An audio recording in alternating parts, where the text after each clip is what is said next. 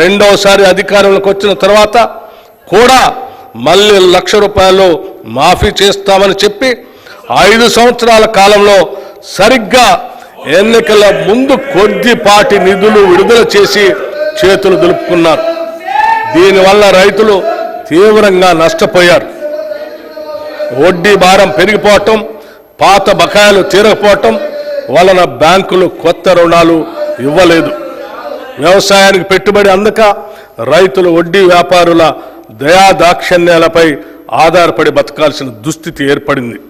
ఇలా అరకొర రుణమాఫీలా కాకుండా రైతుకు నిజమైన మేలు జరగాలనే ఉద్దేశంతో మా ప్రభుత్వం ఒకేసారిగా 31,000 కోట్ల రుణమాఫీ చేయాలని సంకల్పించింది.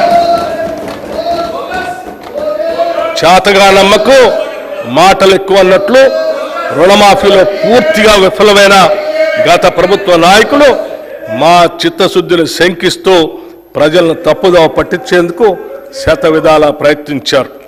ఇంకా ప్రయత్నిస్తూనే ఉన్నారు.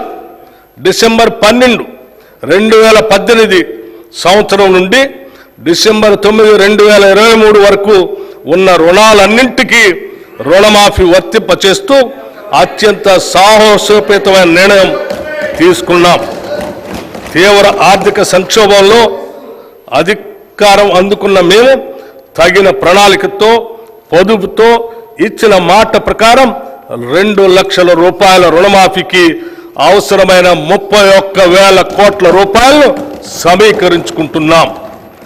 జూలై 18న 1,00,000 రూపాయల వరకు ఒకటేసారి రుణం ఉన్న 11,34,000 రైతన్నలకు